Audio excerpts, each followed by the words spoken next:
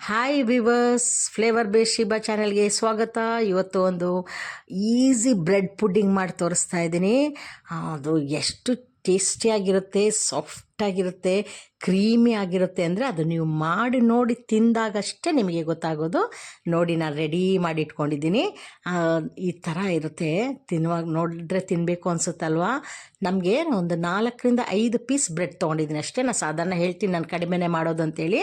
ಆ sides brown ಇದೆ ನೋಡಿ, ಅದನ್ನೆಲ್ಲ ಕಟ್ ಮಾಡಿ ತೆಗೆದ್ಬಿಟ್ಟು ಬರೀ ವೈಟ್ ಮಾತ್ರ ಬ್ರೆಡ್ದು ಇಟ್ಕೊಳ್ಳಿ. ಅದಾದಮೇಲೆ ಒಂದು ಮಿಕ್ಸಿ ಜಾರ್ ತೊಗೊಳ್ಳಿ. ಮಿಕ್ಸಿ ಜಾರ್ಗೆ ಒಂದು ಎಗ್, ಒಂದು ಮೊಟ್ಟೆನ ಹೊಡೆದು ಹಾಕಿ, ಆಯಿತಾ.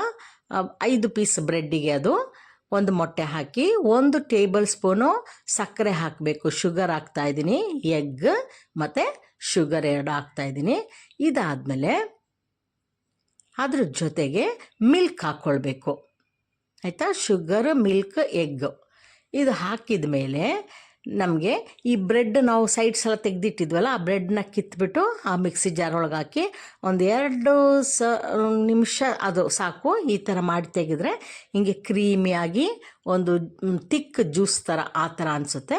ಅದು ರೆಡಿ ಇರಲಿ. ಈಗ ಒಂದು ಬಾಣಲಿಲಿ ಒಂದು ಕಪ್ಪು ಶುಗರ್ ಹಾಕಿದ್ದೀನಿ. ಶುಗರ್ ಒದ್ದೆ ಆಗಲಿಕ್ಕೆ ಮಾತ್ರ ಸಕ್ಕರೆ ಹಾಕಿಬಿಟ್ಟು ಫುಲ್ ಫ್ಲೇಮಲ್ಲಿ ಇಟ್ಟಾಗ ಈ ಶುಗರೆಲ್ಲ ಹಿಂಗೆ ಮೆಲ್ಟ್ ಆಗುತ್ತೆ. ಒಂದು ಸ್ವಲ್ಪ 2-3 ನಿಮಿಷ ಆಗುವಾಗ ಈ ಥರ ಕಲರ್ ಬರುತ್ತೆ. ಹಿಂಗೆ ಬರುವಾಗಲೇ ಸ್ಟವ್ ಆಫ್ ಮಾಡಿಬಿಡಿ, ಯಾಕಂದರೆ ಅದೇ ಬಿಸಿಯಲ್ಲಿ ಅದೊಂದು ಬ್ರೌನ್ ಕಲರ್ ಬರುತ್ತೆ ನಮಗೆ, ಆಯಿತಾ. ಇದು ಸ್ಟವ್ ಆಫ್ ಮಾಡಿಬಿಟ್ಟು 2 ಸಲ ಆಚೆ ಈಚೆ ತಿರುಗಿಸ್ಕೊಳ್ಳಿ. ನೋಡಿ, ಕಲರಿಂಗ್ ಬಂತು.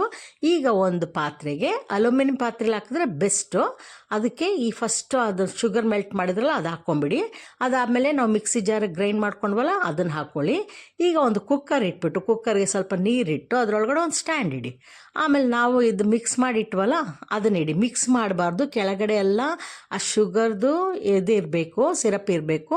ಮೇಲೆ ನಾವು ಗ್ರೈಂಡ್ ಮಾಡಿದಂಥದ್ದನ್ನು ಹಾಕಿಬಿಟ್ಟು ಕುಕ್ಕರ್ ಲಿಡ್ಡನ್ನು ಮುಚ್ಚಿ. ಆದರೆ ವೆಯ್ಟ್ ಇಡಬಾರ್ದು. ಒಂದು 30 ಮಿನಿಟ್ಸು ಸಿಮ್ಮಲ್ಲಿ ಬೇಯಿಸಿ.